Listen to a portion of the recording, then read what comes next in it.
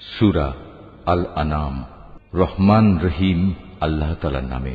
সমস্ত প্রশংসা আল্লাহর জন্য, যিনি আকাশমালা ও ভূমণ্ডল পয়দা করেছেন এবং তিনি অন্ধকার সমূহ ও আলো সৃষ্টি করেছেন। অতঃপর যারা আল্লাহ তাআলাকে অস্বীকার করে তারা প্রকারান্তরে এর দ্বারা অন্য কিছুকেই তাদের মালিকের সমকক্ষ হিসেবে দাঁড় করায়।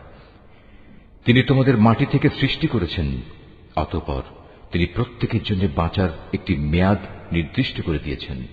তেমনি তাদের চূড়ান্ত ধ্বংসের জন্যও তার কাছে একটি সুনির্দিষ্ট মেয়াদ রয়েছে। তারপরেও তোমরা সন্দেহে লিপ্ত আছো। আসমান সমূহের এবং জমিনের সর্বত্র তিনিই তো হচ্ছেন একমাত্র আল্লাহ। তিনি যেমনি তোমাদের গোপন ও প্রকাশ্য বিষয়সমূহ জানেন, তেমনি তিনি জানেন তোমরা কে পাপ পুণ্যের কতটুকু উপার্জন করছো তাও। তাদের মালিকের নিদর্শনসমূহের মধ্যে এমন একটি নিদর্শনও নেই যা তাদের কাছে আসার পর তারা তা থেকে মুখ ফিরিয়ে নেয়নি। তাদের কাছে যতবারই আমার পক্ষ থেকে সত্য দিন এসেছে ততবারই তারা তা অস্বীকার করেছে। অচিরেই তাদের কাছে সে খবরগুলো এসে হাজির হবে যা নিয়ে তারা হাসি তামাশা করছিল। তারা কি দেখেনি তাদের আগে আমি এমন বহু জাতিকে বিনাশ করে দিয়েছি যাদের আমি পৃথিবীতে এমনভাবে প্রতিষ্ঠা দান করেছিলাম যা তোমাদেরও করিনি। আকাশ থেকে তাদের ওপর আমি প্রচুর বৃষ্টি বর্ষণ করেছি, আবার তাদের মাটির নিচ থেকে আমি ঝর্ণাধারা প্রবাহিত করে দিয়েছি। অতঃপর আমি তাদের পাপের কারণে চিরতরে ধ্বংস করে দিয়েছি, আর তাদের পর তাদের জায়গায় আবার আমি এক নতুন জাতির উত্থান ঘটিয়েছি।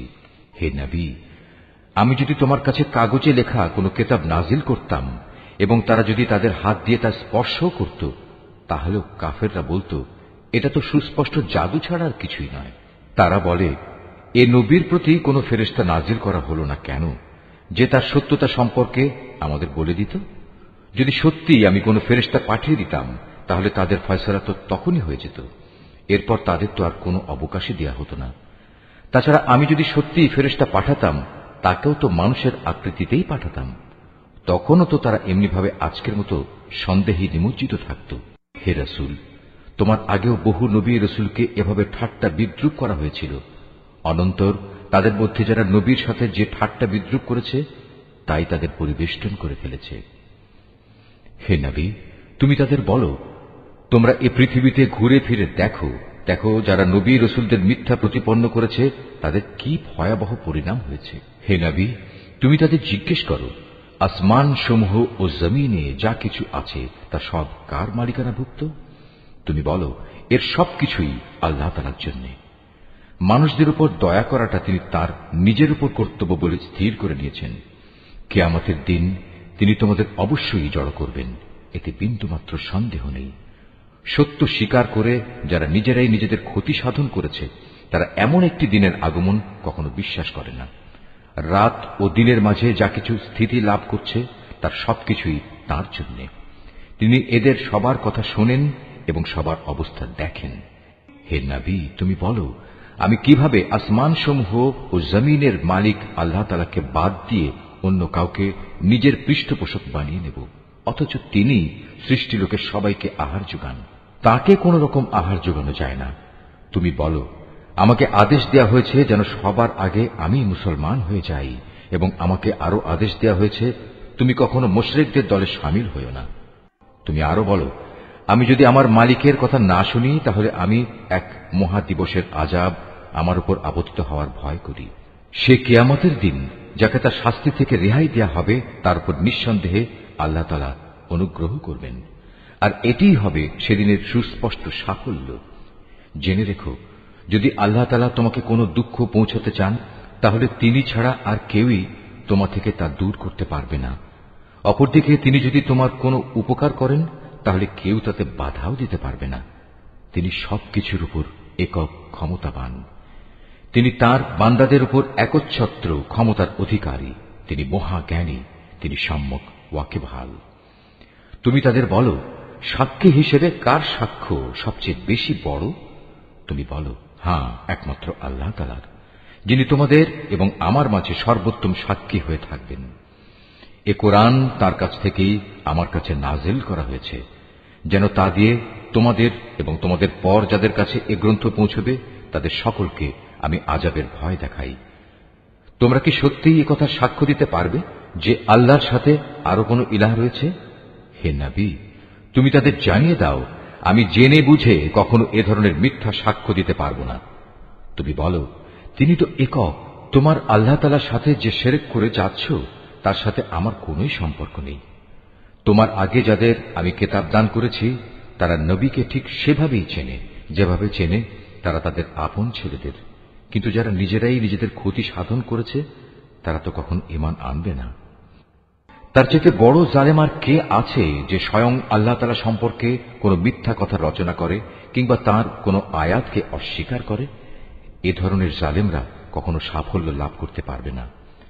একদিন আমি তাদের সবাইকে একত্রিত করব, অতঃপর মুশরিকদের উদ্দেশ্য করে আমি বলবো, তারা সবাই আজ কোথায় যাদের তোমরা দুনিয়ার জীবনে আমার সাথে শরীক মনে করতে?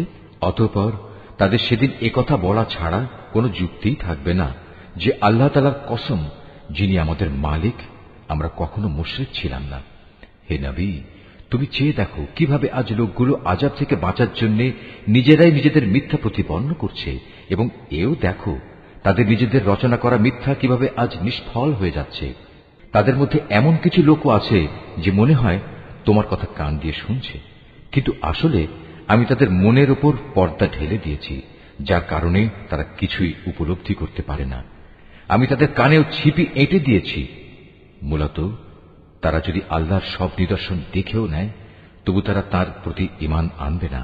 এমনকি তারা যখন তোমার সামনে আসবে তখন তোমার সাথে বিতর্কে লিপ্ত হবে। কোরআনের আয়াত সম্পর্কে কাফেররা বলবে, এ তো পুরনো দিনের গল্প কথা ছাড়া আর কিছুই নয়। তারা যেমন নিজেদের তা শোনা থেকে বিরত রাখে তেমনি অন্যদেরও তা থেকে দূরে রাখে। মূলত এ আচরণে তারা নিজেদেরই ধ্বংস সাধন করছে, অথচ তারা কোনো খবরই রাখে না।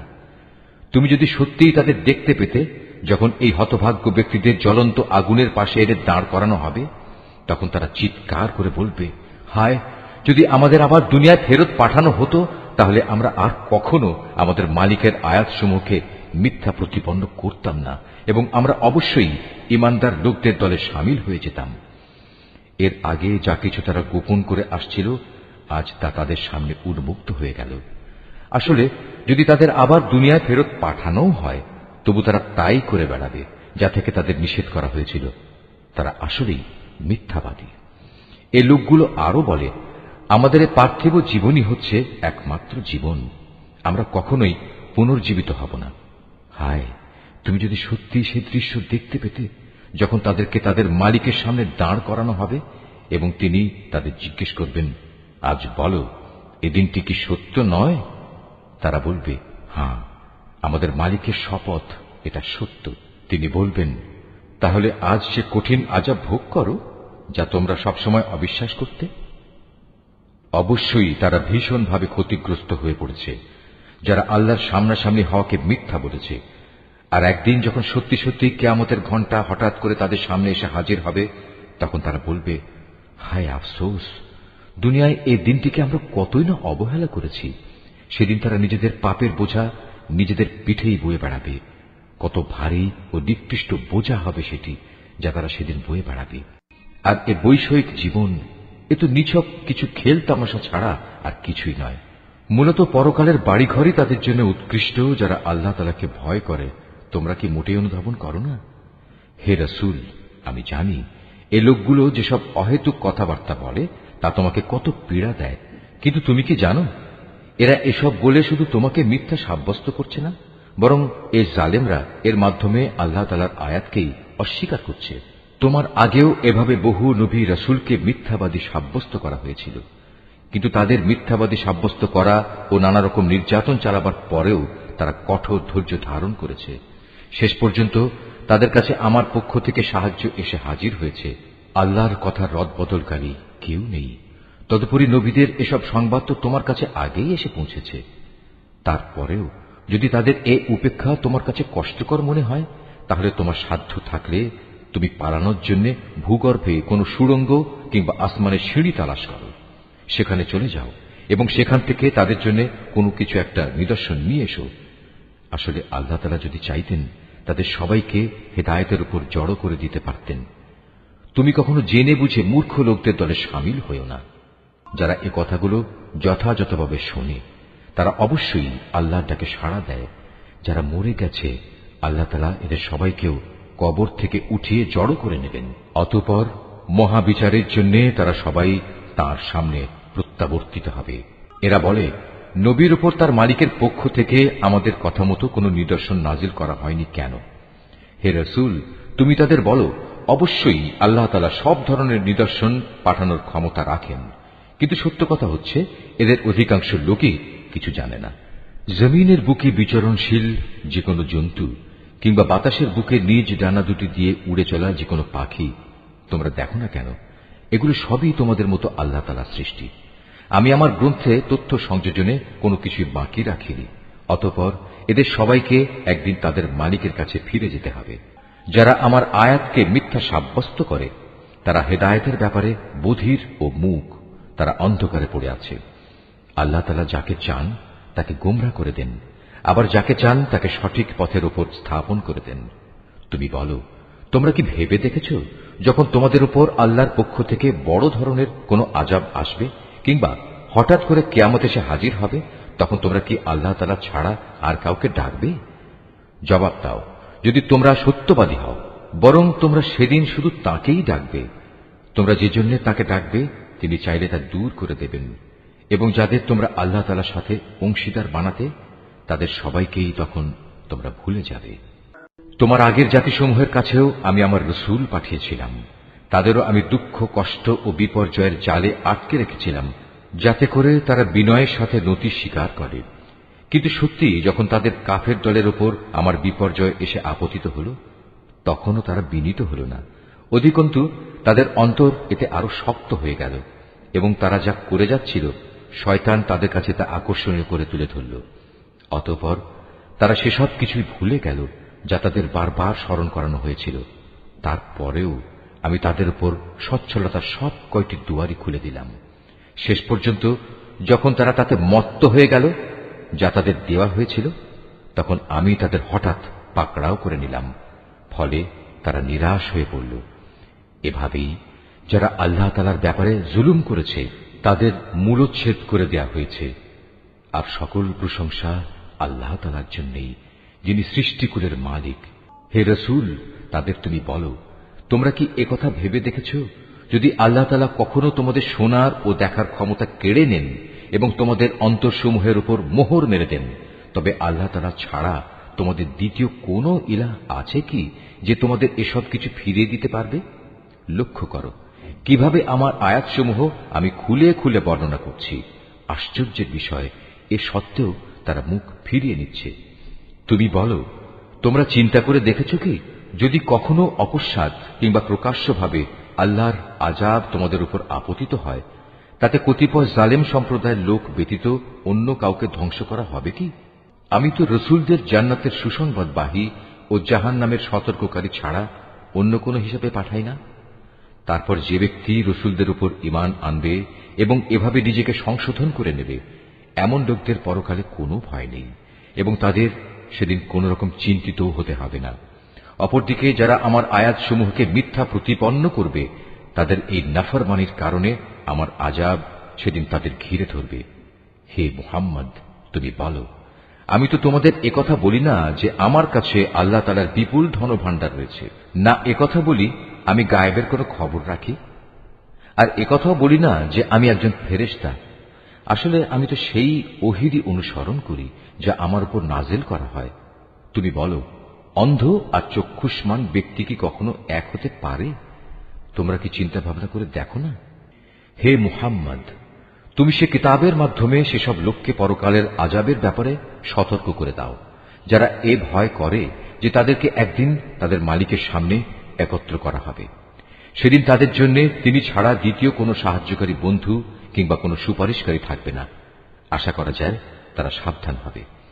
যারা সকাল সন্ধ্যায় তাদের মালিককেই ডাকে, তাঁরই সন্তুষ্টি কামনা করে, তাদের তুমি কখনো তোমার কাছ থেকে সরিয়ে দিও না, কারণ তাদের কাজকর্মের জবাবদিহিতার দায়িত্ব যেমন তোমার উপর কিছুই নেই, তেমনি তোমার কাজকর্মের হিসাব কেতাবের কোন রকম দায়িত্ব তাদের উপর নেই। তারপরেও যদি তুমি তাদের তোমার কাছ থেকে দূরে সরিয়ে দাও, তাহলে তুমি বাড়াবাড়ি করা লোকদের দলে সামিল হয়ে যাবে।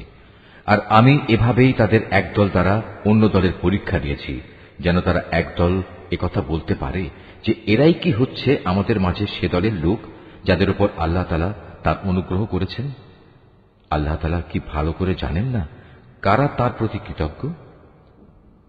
যারা আমার আয়াতসমূহের উপর ঈমান এনেছে তারা যখন তোমার কাছে আসবে তখন তুমি তাদের বলো, আল্লাহ তাআলার পক্ষ থেকে তোমাদের উপর শান্তি বর্ষিত হোক।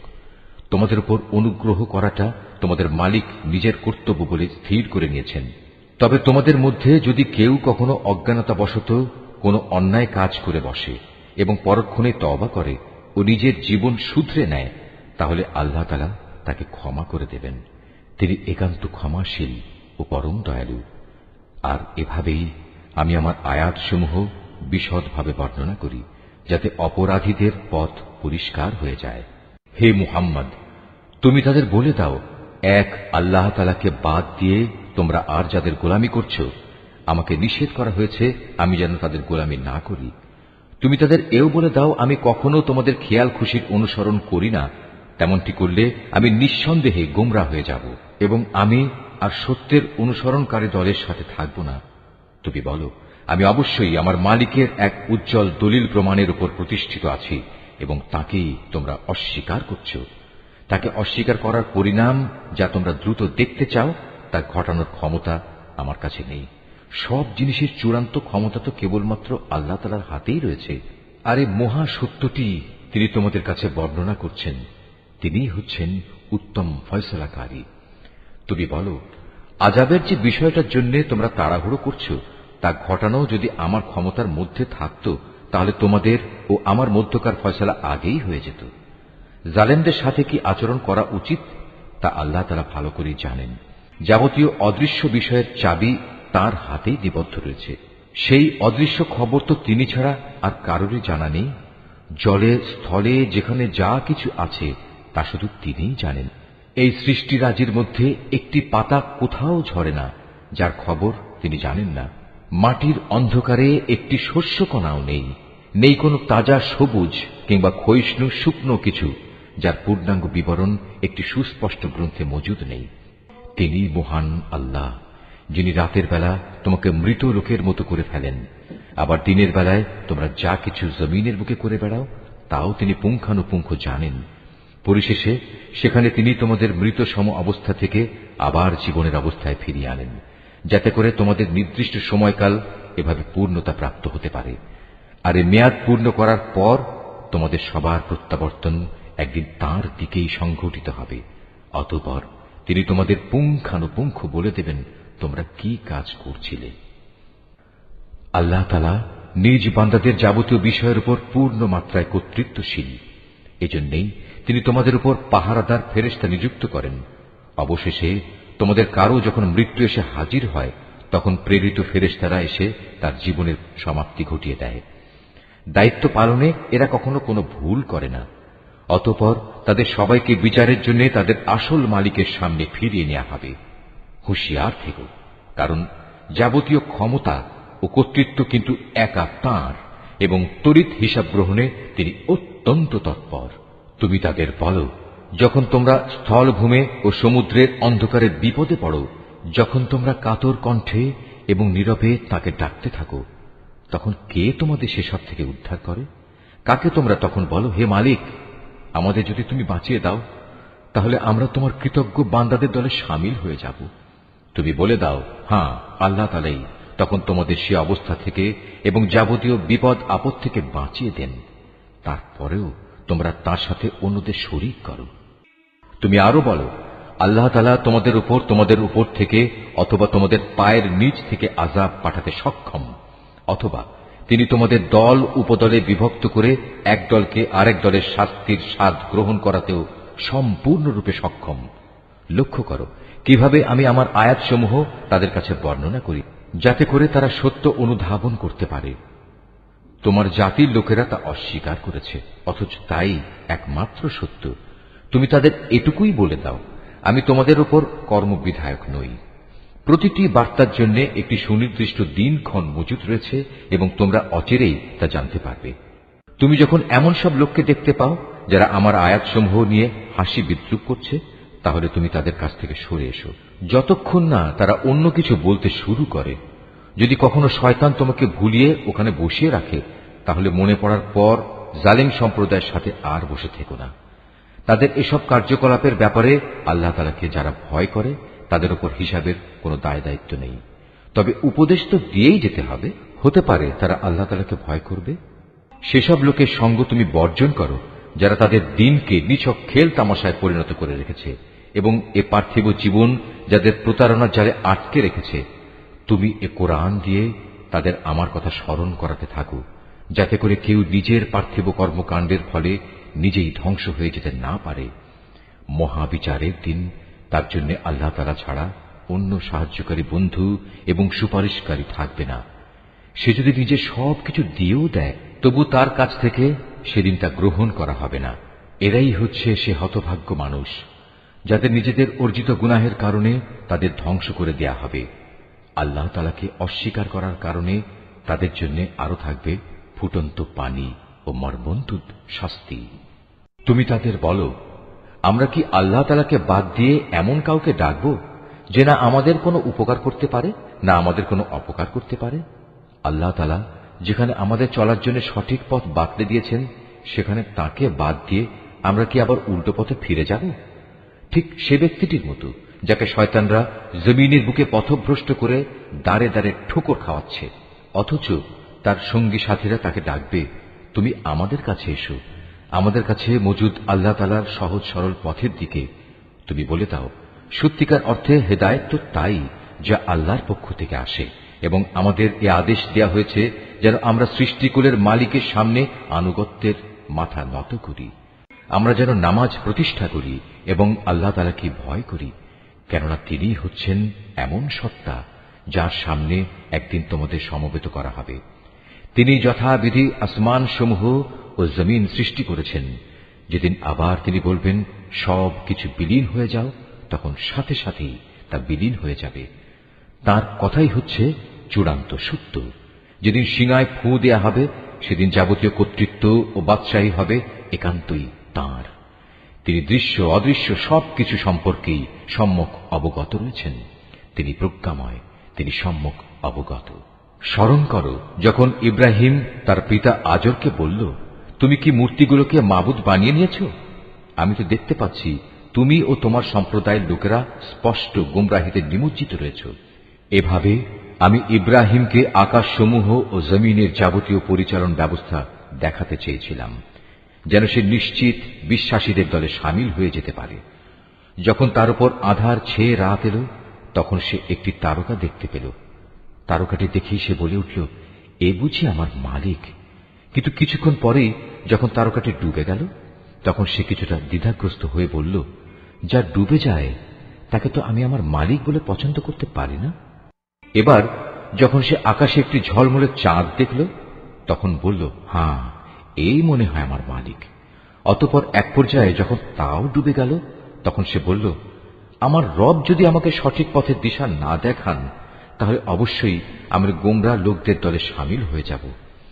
এরপর দিনের বেলায় সে যখন দেখল একটি আলোকোজ্জ্বল সূর্য, এবং দেখেই বলতে লাগল, মনে হচ্ছে এ আমার মালিক, কারণ এ যাবৎ যা দেখেছি এটা তার সবগুলোর বড়।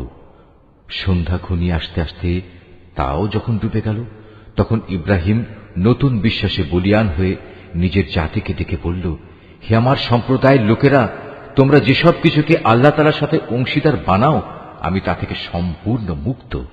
আমি নিষ্ঠার সাথে সেই মহান সার্বভৌম মালিকের দিকেই আমার মুখ ফিরিয়ে নিচ্ছি, যিনি এই আসমান সমূহ ও জমিন সহ চাঁদ, সূরজ, গ্রহ, তারা সবকিছু পয়দা করেছেন।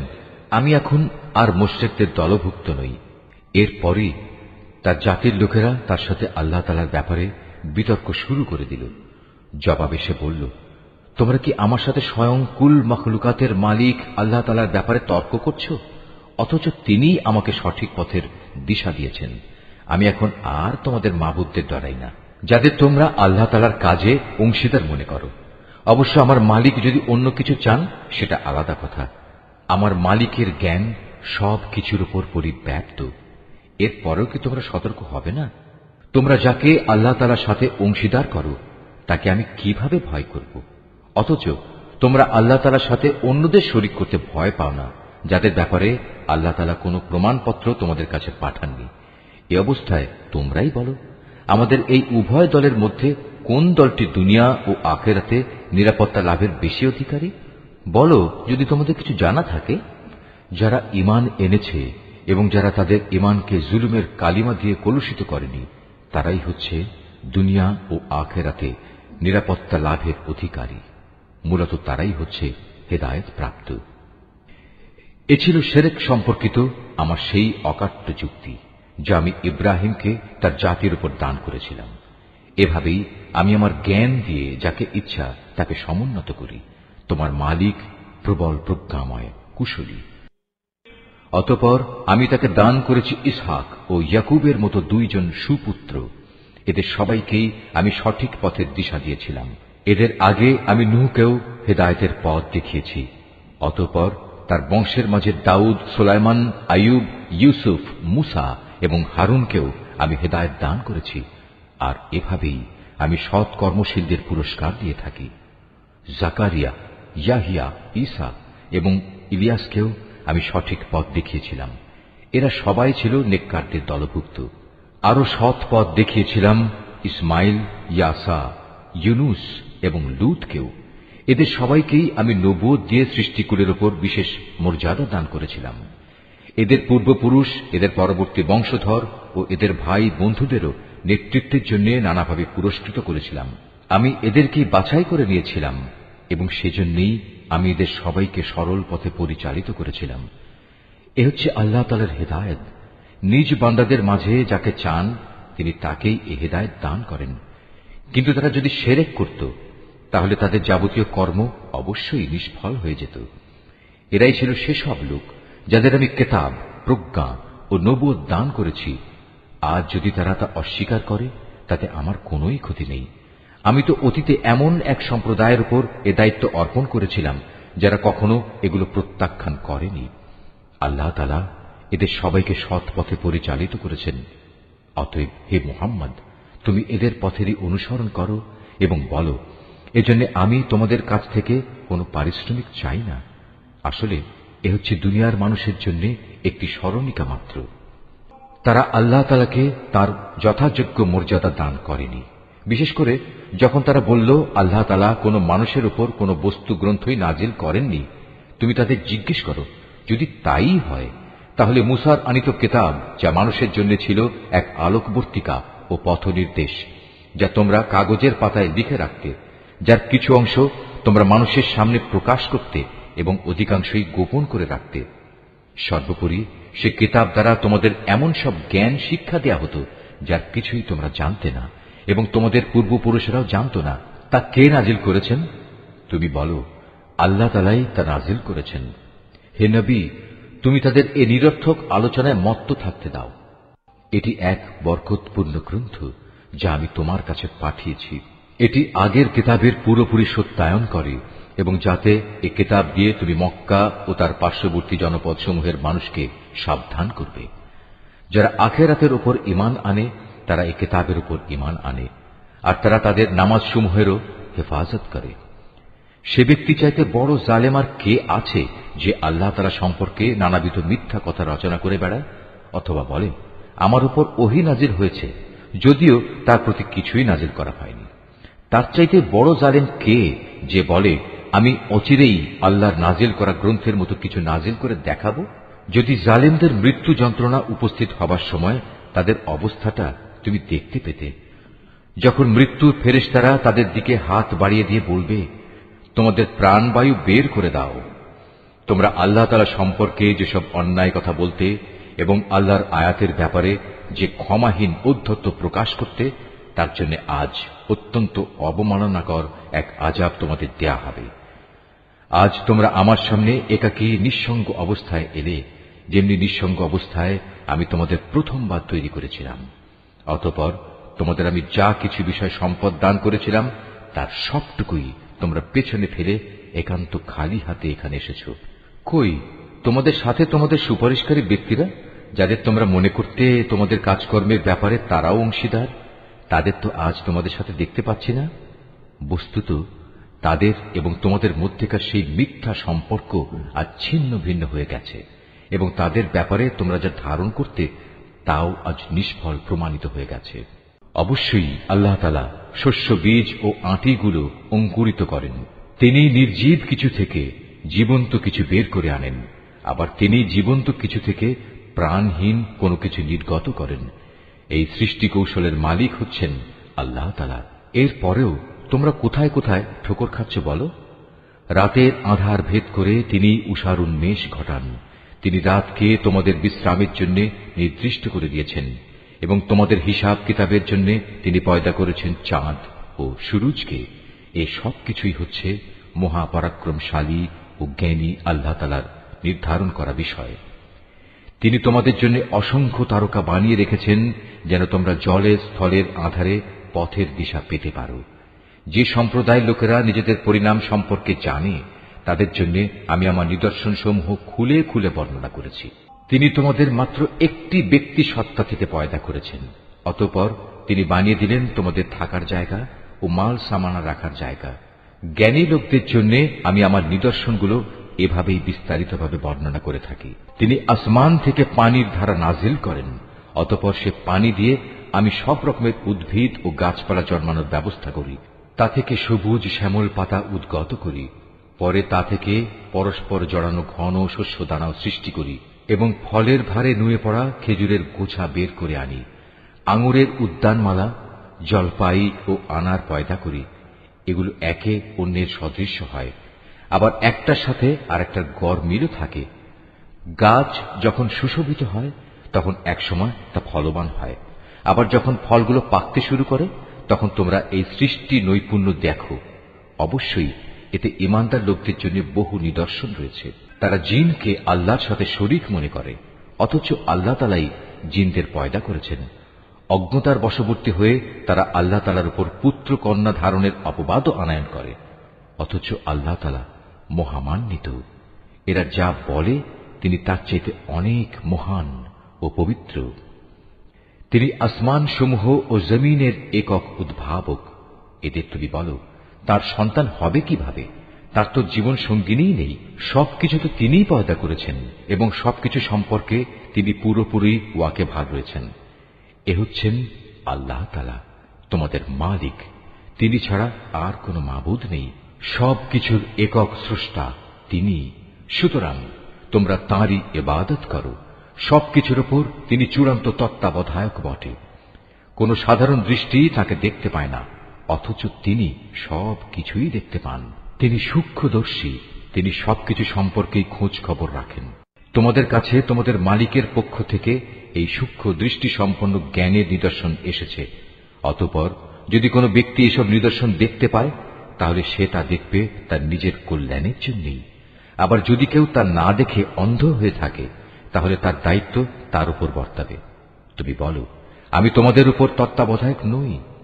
আমি এভাবেই আমার আয়াতগুলো তোমাদের কাছে বিধৃত করি, যাতে করে কাফেররা একথা বলতে পারে তুমি এসব কথা ভালো করেই পড়ে এসেছ, এবং যারা জ্ঞানী তাদের জন্য যেন আমি আমার আয়াতসমূহ সুস্পষ্ট করে দিতে পারি।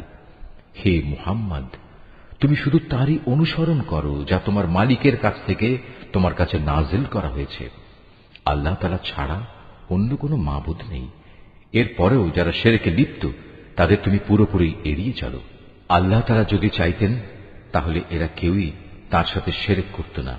আর আসলে আমি তোমাকে তাদের উপর পাহারাদার নিযুক্ত করে পাঠাইনি। সত্যি কথা হচ্ছে, তুমি তো তাদের উপর কোনো অভিভাবকও নাও। তারা আল্লাহ তাআলার বদলে যাদের ডাকে তাদের তোমরা কখনো গালিগালাজ করো না, নইলে অজ্ঞতার বশবর্তী হয়ে না জেনে আল্লাহ তাআলাকে তারা গালি দেবে। আমি প্রত্যেক জাতির কাছেই তাদের নিজেদের কার্যকলাপ সুশোভন করে রেখেছি।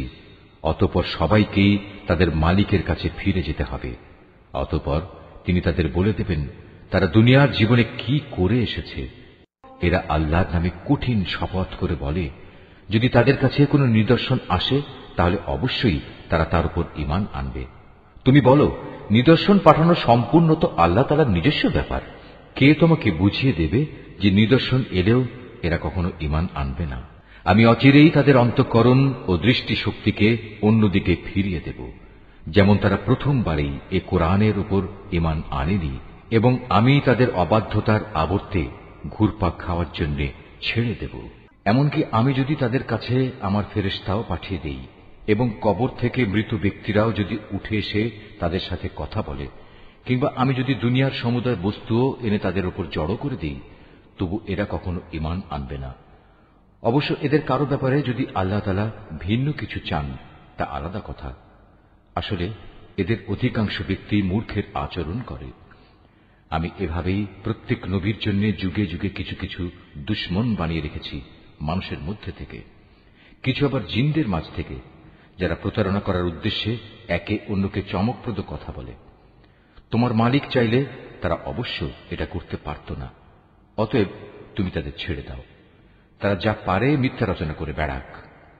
যারা শেষ বিচারের দিনের উপর ঈমান রাখে না, তাদের মন এর ফলে শয়তানের প্রতি অনুরাগী হয়ে পড়ে, যাতে করে তারা তার ব্যাপারে সন্তুষ্ট থাকতে পারে। সর্বোপরি তারা যেসব কুকর্ম চালিয়ে যেতে চায় তাও এর ফলে নির্বিঘ্নে তারা চালিয়ে যেতে পারে। তুমি বলো, আমি কি আল্লাহ তাআলা ছাড়া অন্য কোন ফয়সালাকারী সন্ধান করব? অথচ তিনিই হচ্ছেন সেই মহান সত্তা, যিনি তোমাদের কাছে তাঁর কেতাব সবিস্তার নাজিল করেছেন। আগে যাদের আমি আমার কেতাব দান করেছিলাম তারা জানে তোমার মালিকের পক্ষ থেকে সত্যবাণী নিয়েই এটা আল কোরআন নাজিল করা হয়েছে। অতএব তুমি কখনো সন্দিহানদের অন্তর্ভুক্ত হও না। ন্যায় ও ইনসাফের আলোকে তোমার মালিকের কথাগুলো পরিপূর্ণ এবং তাঁর এ কথা পরিবর্তন করার কেউ নেই। তিনি সর্বশ্রোতা সর্বজ্ঞ।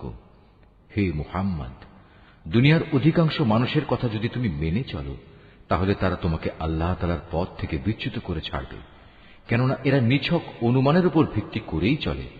অধিকাংশ ব্যাপারে এরা মিথ্যা কথা ছড়ায়। তোমার মালিক নিঃসন্দেহে একথা ভালো করেই জানেন কে তার পথ ছেড়ে বিপদগামী হচ্ছে, আবার কে সঠিক পথের অনুসারী তাও তিনি সম্যক অবগত রয়েছেন। যদি আল্লাহ তাআলার আয়াতের উপর তোমরা বিশ্বাস করো, তাহলে তোমরা শুধু সেসব জন্তুর গোশত খাবে যার উপর জবাই করার সময় আল্লাহ তাআলার নাম নেওয়া হয়েছে। তোমাদের একই হয়েছে, তোমরা সেসব জন্তুর গোশত কেন খাবে না যার উপর জবাইয়ের সময় আল্লাহ তাআলার নাম নেওয়া হয়েছে?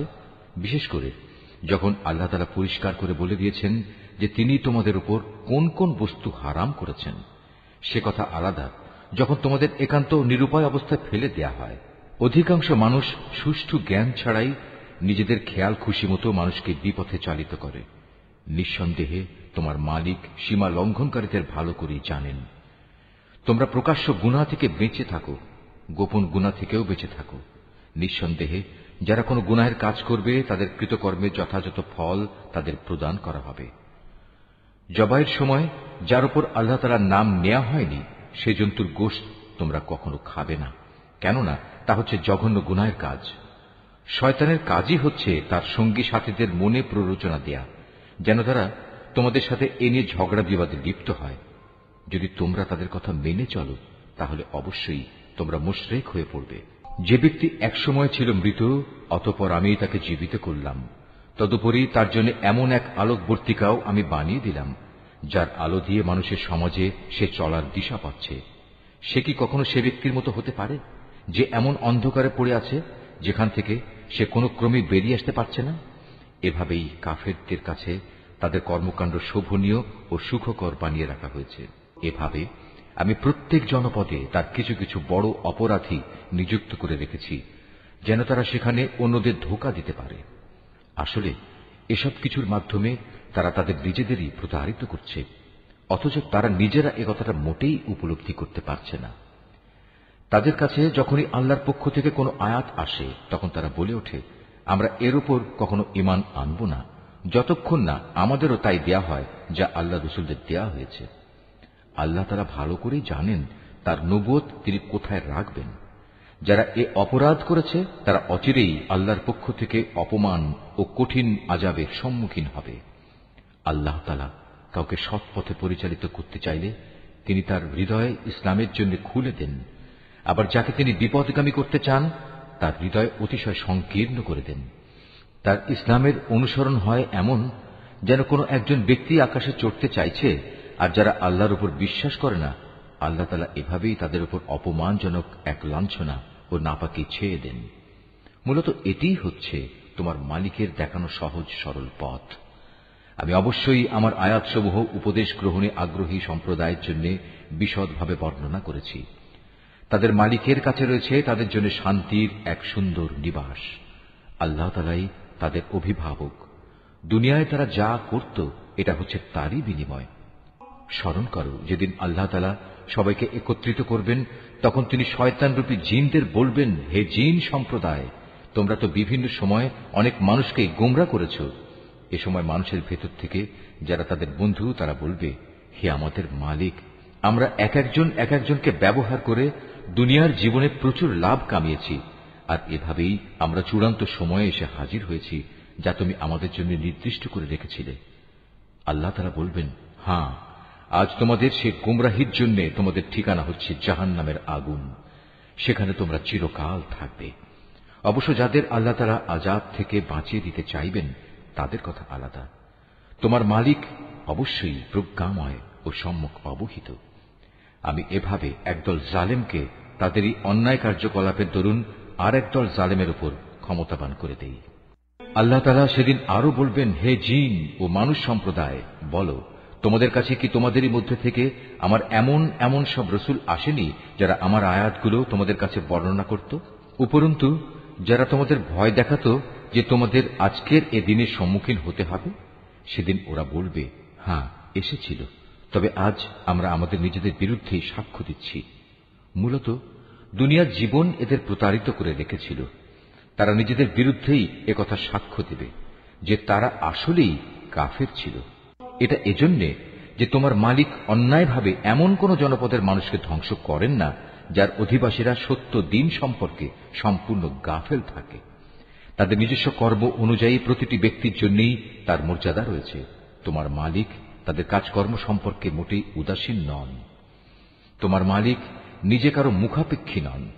দয়া ও অনুগ্রহের মালিক তিনি যদি চান তাহলে তোমাদের এই জনপদ থেকে সরিয়ে নিতে পারেন এবং তোমাদের পরে অন্য যাদের তিনি চান এখানে এনে বসিয়েও দিতে পারেন, যেমনি করে তোমাদেরও তিনি অন্য সম্প্রদায়ের বংশধর থেকে উত্থান ঘটিয়েছেন। তোমাদের কাছে যে প্রতিশ্রুতি দেয়া হচ্ছে তা অবশ্যই আসবে, আর তোমরা আল্লাহকে ব্যর্থ করে দেওয়ার ক্ষমতা রাখো না। তাদের তুমি বলে দাও, হে আমার জাতি, তোমরা নিজ নিজ জায়গায় যা যা করার করে যাও, আমিও আমার করণীয় করে যাব। অচিরেই তোমরা জানতে পারবে কার জন্য পরিণামে সুন্দর ঘর নির্দিষ্ট রয়েছে। জালেমরা কখনো সাফল্য লাভ করতে পারে না। স্বয়ং আল্লাহ তাআলা যে শস্য উৎপাদন করেছেন এবং গবাদি পশু সৃষ্টি করেছেন, এই মূর্খ ব্যক্তিরা তারই এক অংশ আল্লাহর জন্য নির্দিষ্ট করে রাখে এবং নিজেদের খেয়াল খুশি মতো একথা বলে, এ অংশ হচ্ছে আল্লাহর জন্য আর এ অংশ হচ্ছে আমাদের দেবতার জন্য। অতঃপর যা তাদের দেবতাদের জন্য রাখা হয় তা কখনো আল্লাহর কাছ পর্যন্ত পৌঁছয় না। যদিও আল্লাহর নামে যে ভাগ রাখা হয় তা শেষতক তাদের দেবতাদের কাছে গিয়েই পৌঁছে। কত নিকৃষ্ট তাদের এই বিচার! এভাবে বহু মুশরিকের ক্ষেত্রেই তাদের দেব দেবীরা তাদের আপন সন্তানদের হত্যা করার জঘন্য কাজও একান্ত শোভনীয় করে রেখেছে। এর উদ্দেশ্য হচ্ছে তাদের ধ্বংস সাধন করা এবং তাদের গোটা জীবন বিধানকেই তাদের কাছে সন্দেহের বিষয়ে পরিণত করে দেয়া। অবশ্য আল্লাহ তাআলা চাইলে তারা কখনো এ কাজ করত না। অতএব তুমি তাদের ছেড়ে দাও, মিথ্যা রচনা নিয়ে তাদের তুমি কিছুদিন ব্যস্ত থাকতে দাও।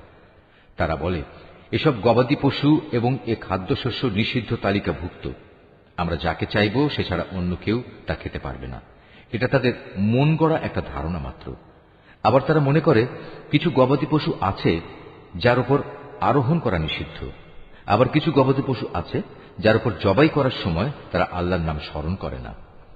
আল্লাহর উপর মিথ্যা রচনা করার উদ্দেশ্যেই তাদের এসব অপচেষ্টা। অচিরেই আল্লাহ তাআলা তাদের এই মিথ্যাচারের জন্য তাদের যথাযথ প্রতিফল দান করবেন। তারা বলে, এসব গবাদি পশুর পেটে যা কিছু আছে তা শুধু আমাদের পুরুষদের জন্য নির্দিষ্ট এবং আমাদের স্ত্রীদের জন্য তা হারাম। তবে যদি এ পশুর পেটে মরা কিছু থাকে তাহলে তাতে তারা নারী পুরুষ উভয়ই সমান অংশীদার। আল্লাহ তাআলা অতি শীঘ্রই তাদের এ ধরনের উদ্ভট কথা বলার প্রতিফল দান করবেন, কেননা তিনি হচ্ছেন প্রবল প্রজ্ঞাময়, তিনি সর্বজ্ঞ। অবশ্য যারা নেহায়েত নির্বুদ্ধিতা ও অজ্ঞতার বশবর্তী হয়ে নিজেদের সন্তানদের হত্যা করল, এবং আল্লাহ তাআলা তাদের যে রিজিক দান করেছেন তা নিজেদের উপর হারাম করে নিল, আল্লাহ তাআলা সম্পর্কে নানা ধরনের মিথ্যা কথা রচনা করল, এসব কাজের মাধ্যমে নিঃসন্দেহে এরা সবাই দারুণভাবে ক্ষতিগ্রস্ত হয়ে গেল।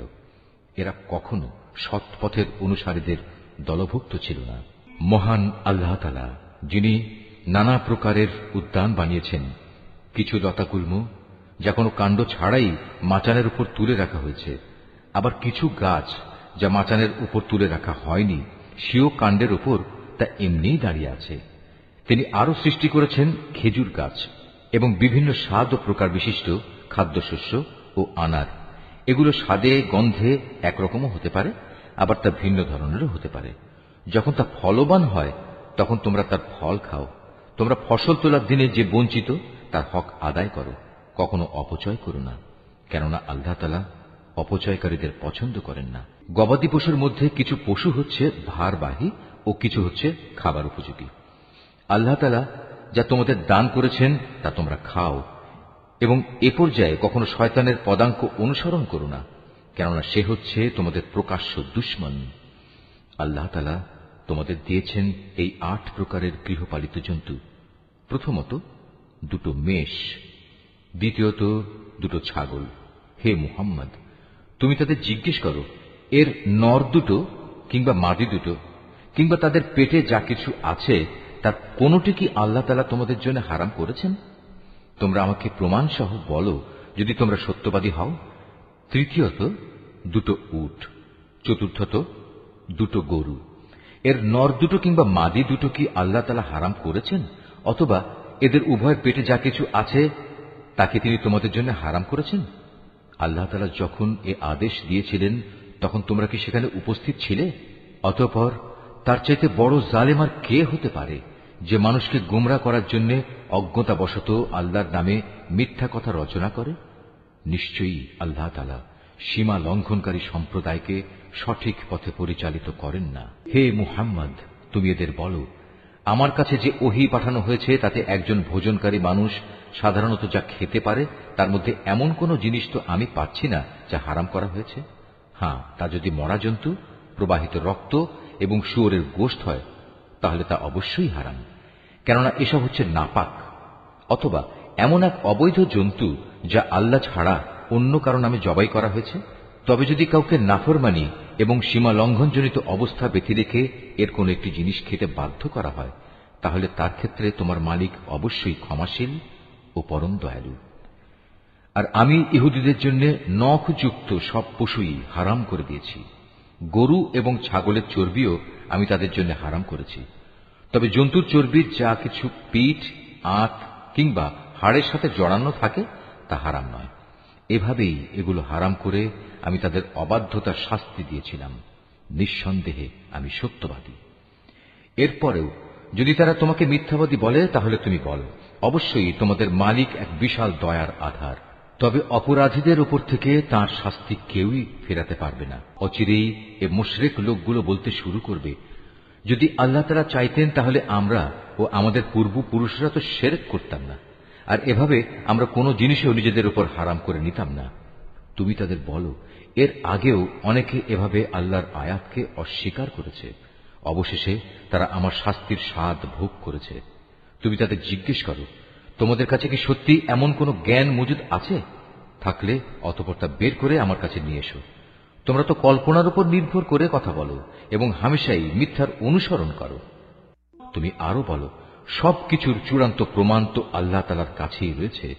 তিনি যদি চাইতেন তাহলে তিনি তোমাদের সবাইকেই সৎ পথে পরিচালিত করে দিতেন। হে মুহাম্মদ, তুমি বলো, যাও তোমাদের সেসব সাক্ষী নিয়ে এসো যারা একথা সাক্ষ্য দেবে যে আল্লাহ তাআলাই এসব জিনিস তোমাদের উপর হারাম করেছেন। তাদের মধ্যে কিছু সাক্ষী যদি সাক্ষ্য দেয়ও তবু তুমি তাদের সাথে কোনো সাক্ষ্য দিও না। যারা আমার আয়াতকে অস্বীকার করেছে, যারা পরকালের উপর ঈমান আনেনি, উপরন্তু যারা অন্য কিছুকে তাদের মালিকের সমকক্ষ মনে করে, তাদের তুমি কখনো অনুসরণ করো না। হে মুহাম্মদ, তুমি বলো, এসো আমি বরং তোমাদের বলে দেই তোমাদের মালিক কোন কোন জিনিস তোমাদের জন্য হারাম করেছেন। সেই জিনিসগুলো হচ্ছে, তোমরা তাঁর সাথে অন্য কিছুকে শরীক করবে না, পিতামাতার সাথে ভালো ব্যবহার করবে, দারিদ্র্যের আশঙ্কায় কখনো নিজেদের সন্তানকে হত্যা করবে না, কেননা আমি তোমাদের ও তাদের উভয়েরই আহার যোগাই। প্রকাশ্যে হোক কিংবা গোপনে হোক তোমরা অশ্লীলতার কাছেও যাবে না। আল্লাহ তাআলা যে জীবনকে তোমাদের জন্য মর্যাদাবান করেছেন তাকে কখনো যথার্থ কারণ ব্যতি রেখে হত্যা করো না। এ হচ্ছে কতিপয় নির্দেশ। আল্লাহ তাআলা এর মাধ্যমে তোমাদের আদেশ দিয়েছেন, এগুলো যেন তোমরা মেনে চলো। আশা করা যায় তোমরা তাঁর বাণীসমূহ অনুধাবন করতে পারবে। তোমরা কখনো এতিমদের সম্পদের কাছেও যাবে না, তবে উদ্দেশ্য যদি নেক হয় তাহলে সে একটা নির্দিষ্ট বয়স সীমার পৌঁছা পর্যন্ত কোনো পদক্ষেপ নিলে তা ভিন্ন কথা। পরিমাপ ও ওজন করার সময় ন্যায্যভাবেই তা করবে। আমি কখনো কারো ওপর তার সাধ্য সীমার বাইরে কোনো দায়িত্ব চাপাই না। যখনই তোমরা কোনো ব্যাপারে কথা বলবে তখন ইনসাফ প্রতিষ্ঠা করবে, যদি তা তোমাদের একান্ত আপনজনের বিরুদ্ধেও হয়। তোমরা আল্লাহ তাআলাকে দেয়া সব অঙ্গীকার পূরণ করো। এ হচ্ছে আরো কতিপয় আদেশ। এর মাধ্যমে আল্লাহ তাআলা তোমাদের আদেশ দিয়েছেন তোমরা যেন এগুলো মেনে চলো। আশা করা যায় তোমরা উপদেশ গ্রহণ করতে পারবে। এটা হচ্ছে আমার দেখানো সহজ সরল পথ। অতএব একমাত্র এ পথেরই তোমরা অনুসরণ করো। কখনো ভিন্ন পথ অবলম্বন করো না, কেননা ভিন্ন পথ অবলম্বন করলে তা তোমাদের তার পথ থেকে বিচ্ছিন্ন করে দেবে। এ হচ্ছে আরো কয়েকটি নির্দেশ। আল্লাহ তাআলা এর মাধ্যমে তোমাদের আদেশ দিচ্ছেন যেন তোমরা এগুলো মেনে চলো। আশা করা যায় তোমরা আল্লাহ তাআলাকে ভয় করবে। অতঃপর আমি মূসাকে হেদায়েত সম্বলিত কিতাব দান করেছিলাম। তা ছিল পরিপূর্ণ এবং বিশদ হেদায়েত ও রহমত, যাতে করে বনী ইসরাইল সম্প্রদায়ের লোকেরা একথার উপর বিশ্বাস স্থাপন করে যে একদিন তাদের সবাইকে তাদের মালিকের সমীপে হাজির হতে হবে। এ কল্যাণময় কিতাবও আমি তোমাদের জন্য নাজিল করেছি। অতএব তোমরা এর অনুসরণ করো এবং কিতাবের শিক্ষানুযায়ী তোমরা আল্লাহ তাআলাকে ভয় করো। হয়তো তোমাদের উপর দয়া ও অনুগ্রহ প্রদর্শন করা হবে। এখন তোমরা আর একথা বলতে পারবে না যে আল্লাহর কিতাব তো আমাদের আগের ইহুদি ও খ্রিস্টান এ দুটো সম্প্রদায়কে দেয়া হয়েছিল, তাই আমরা সে কিতাবের পাঠ সম্পর্কে অজ্ঞ ছিলাম। অথবা একথা বলারও কোনো অজুহাত পাবে না যে যদি ইহুদি খ্রিস্টানদের মতো আমাদেরও কোনো কিতাব দেয়া হতো তাহলে আমরা তো তাদের চাইতে বেশি সৎপথের অনুসারী হতে পারতাম। আজ তোমাদের কাছে সত্যি তোমাদের মালিকের পক্ষ থেকে সুস্পষ্ট প্রমাণ, হেদায়েত ও রহমত সর্বস্ব কিতাব এসেছে। তোমরা এর অনুসরণ করো। তার চাইতে বড় জালেম আর কে যে আল্লাহর আয়াতসমূহকে অস্বীকার করবে এবং তা থেকে মুখ ফিরিয়ে নেবে? জেনে রেখো, যারাই এভাবে আমার আয়াত থেকে মুখ ফিরিয়ে নেয় অচিরেই আমি তাদের এ জঘন্য আচরণের জন্য এক নিকৃষ্ট ধরনের শাস্তি দেব। তারা কি সেদিনের প্রতীক্ষা করছে যে তাদের কাছে আসমান থেকে আল্লাহ তাআলার ফেরেশতা নাজিল হবে, কিংবা স্বয়ং তোমাদের মালিকই তাদের কাছে এসে তাদের হাতে কিতাব দিয়ে যাবেন, অথবা মালিকের পক্ষ থেকে কোনো নিদর্শনের কোনো অংশ এসে তাদের জান্নাত জাহান্নাম দেখিয়ে দিয়ে যাবে? অথচ যেদিন সত্যি তোমার মালিকের পক্ষ থেকে এমন কোন নিদর্শন আসবে সেদিন তো হবে কিয়ামতের দিন। তখন যে ব্যক্তি এর আগে ঈমান আনেনি কিংবা যে ব্যক্তি তার ঈমান দিয়ে ভালো কিছু অর্জন করেনি তার জন্য এ ঈমান আনাটা কোনোই কাজে আসবে না। হে মুহাম্মদ, তুমি তাদের বলো, ঠিক আছে, তোমরাও প্রতীক্ষা করো, আমিও প্রতীক্ষা করছি। যারা নিজেদের দিনকে টুকরো টুকরো করে নিজেরাই নানা দল উপদলে বিভক্ত হয়ে গেছে তাদের কোনো দায়িত্বই তোমার উপর নেই। তাদের ফয়সালার ব্যাপারটা আল্লাহ তাআলার হাতে।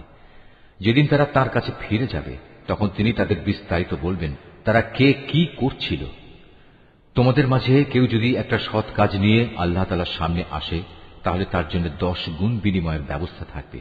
অপরদিকে যদি কেউ একটা গুনাহের কাজ নিয়ে আল্লাহ তাআলার কাছে আসে তাকে তার একটাই প্রতিফল দেয়া হবে। সেদিন তাদের কারো উপর জুলুম করা হবে না। হে মুহাম্মদ, তুমি তাদের বলো, অবশ্যই আমার মালিক আমাকে সঠিক পথ দেখিয়েছেন, সুপ্রতিষ্ঠিত জীবন বিধান। এটাই হচ্ছে ইব্রাহিমের একনিষ্ঠ পথ। সে কখনো মুশরিকদের দলভুক্ত ছিল না। তুমি একান্ত বিনয়ের সাথে বলো, অবশ্যই আমার নামাজ, আমার ইবাদত, আমার জীবন, আমার মৃত্যু সব কিছুই সৃষ্টিকুলের মালিক আল্লাহ তাআলার জন্য। তার শরীক সমকক্ষ কেউ নেই। আর একথা বলার জন্যই আমাকে আদেশ দেয়া হয়েছে। আত্মসমর্পণকারী মুসলমানদের মধ্যে আমি হচ্ছে সর্বপ্রথম। তুমি আরো বলো, এরপরেও আমি কি আল্লাহ তাআলা ছাড়া অন্য কোনো মালিক সন্ধান করে বেড়াবো? অথচ আমি জানি তিনি সবকিছুর নিরঙ্কুশ মালিক। তার বিধান হচ্ছে প্রতিটি ব্যক্তি তার কৃতকর্মের জন্য এককভাবে নিজেই দায়ী হবে এবং কিয়ামতের দিন কোনো বোঝা বহনকারী ব্যক্তি অন্য কোনো লোকের পাপের বোঝা বহন করবে না। অতঃপর একদিন তোমাদের সবাইকে তোমাদের আসল মালিকের কাছে ফিরে যেতে হবে। সেদিন আল্লাহ তাআলা তোমাদের সেসব কিছুই জানিয়ে দেবেন। দুনিয়ার জীবনে যা নিয়ে তোমরা মতবিরোধ করতে, তিনি সে মহান সত্তা, তিনি তোমাদের এ জমিনে তার প্রতিনিধি বানিয়েছেন এবং এ কারণে তিনি তোমাদের একজনকে অন্যজনের উপর কিছু বেশি মর্যাদা দান করেছেন। এর উদ্দেশ্য হচ্ছে আল্লাহ তাআলা তোমাদের সবাইকে যা কিছু দিয়েছেন তা দিয়েই তিনি তোমাদের কাছ থেকে কৃতজ্ঞতার পরীক্ষা নিতে চান।